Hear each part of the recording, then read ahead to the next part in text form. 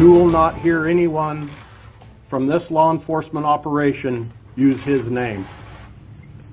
I continue to believe that those media and community members who publicize his name will only glorify his horrific actions. And eventually, this will only serve to inspire future shooters. There can be no denying one of the main reasons why mentally deranged vermin, such as the Oregon mass shooter, do what they do for the publicity. Wanting their name and photo out there so after they cowardly blow their own brains out, we can all recall for the rest of time who they were and what they did. Now, some would counter, then the time has come to not give them their 15-plus minutes of fame. Let them toil in obscurity so we can forget them as quickly as possible. This, of course, flies in the face of what journalism is supposed to be all about, and also adds plenty of gas to the social media fire that you can never extinguish. So let's dig in. Welcome the media critic at the Washington Post, whose most recent column hits home on this issue, entitled in some editions, Why We Name Gunmen, Erik Wemple.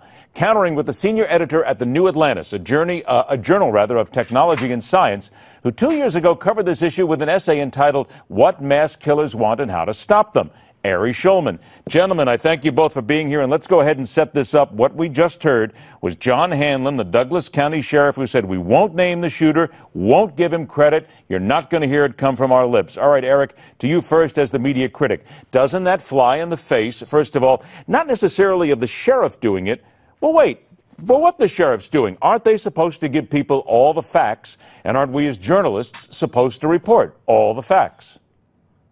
Yes, most certainly we are. The sheriff also did release the name to the media, but asked the media to be very careful, and it basically asked the media not to use the name, and I believe not to use the photo. And I think that there is a case to be made, obviously, that you don't want to trade in it too much. You don't want to go excessively with it, as cable news does in just about every other story. But I do think that there's a danger here, and the danger here is that if media organizations heed this too carefully, they're going to refrain from engaging in the investigative, biographical work that I do believe needs to be done after these shootings. Ari, I think that speaks a lot to what I learned as a journalist a long time ago, and from a guy who taught me 30 years ago, I guess, about naming it, getting it right, making sure that the information is out there, and letting the public disseminate it, not making the decision for them. Doesn't that become part of the danger here as well? It does, and I don't want to oversimplify the considerations here. Obviously, journalism can't and shouldn't be involved in the game of deciding whether people get what they want or not. Anytime you cover an act of terrorism, you are essentially giving terrorists what they want. So that's not the best of reasons for doing this.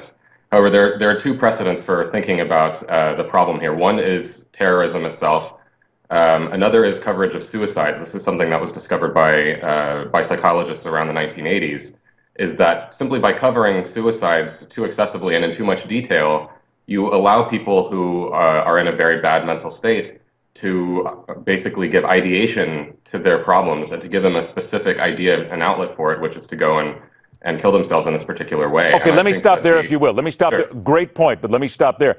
Are you then not, if you then make note of the individual, what they suffer from, why they did it, aren't you then perhaps in many ways helping to draw attention to it, and wouldn't that be more of a help than a hindrance? Well, 2 points that I would like to make on that. First of all, I do think that there is a genuine trade-off here, and that journalism is faced with a dilemma. But second of all, we have seen so many of these now that the marginal informational value of reporting in depth on each particular act is actually fairly small at this point. We have a really, really robust set of information already. That doesn't mean that we shouldn't report on them, but I think that it means that the outside attention that we get to them, that we give to these acts, doesn't really hold up. It's not worth the potential risk of inspiring future shooters, and the inspiration is pretty clear at this point. Erik, I guess what was just said in there, a couple of words I heard, informational value. Don't we at least have to judge that? You get it out there, you talk about it. But this comes back in many ways to what happened at 9/11, when you would see the planes piling into the World Trade Center, and people said, let's stop seeing it. We have to stop. But I came back as a journalist and said, no, this is the story. If you drive it home, if you tell people about it, maybe they will then understand the violence that's involved here, and maybe that helps us stop it. I know I'm going in circles here, but it would seem like that it's an impossible job for us in the media. You got to get it out. You don't want to be the judge, jury, and executioner here to decide what people get. But then how do you stop from glorifying these guys?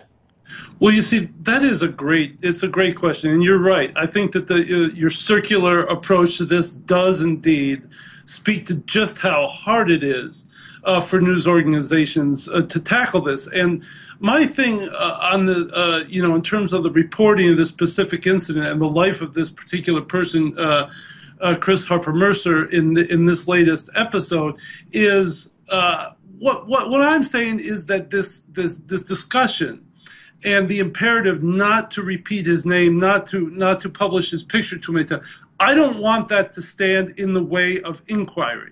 I don't want it to stand in the way of news organizations putting resources behind looking into it, such that if there is anything unique in this case, if there are public policy implications to be drawn from this case that are distinct from previous ones, I don't want to see this kind of, this great interest, what do you call it, snowballing interest in suppressing the name and the photo to get in the way of that. And I fear that it may, because it's getting very strong. And I think a lot of news organizations just say, okay, we're not going to mention the name, we're not going to mention the photo. Right. And I'm just worried that that's going to cut off editors and producers saying, let's take a look. And so I think Ari makes a lot of good points, but I do worry that the very act of inquiring could be severed in this case. That's what concerns me. That's going to be the last word. But, gentlemen, I'll tell you what, it's not the last word on this conversation just for now, because we have to come back and address this again, because we still have to figure out what we do with these people and how we report on it and how we don't glorify them. That's all part of it as well. You both make great points. Erik Wemple, Ari Schulman, thanks so much for joining us, gentlemen. Coming up next, the Tea Party, the Republicans, and a lot more from Peter Morisi.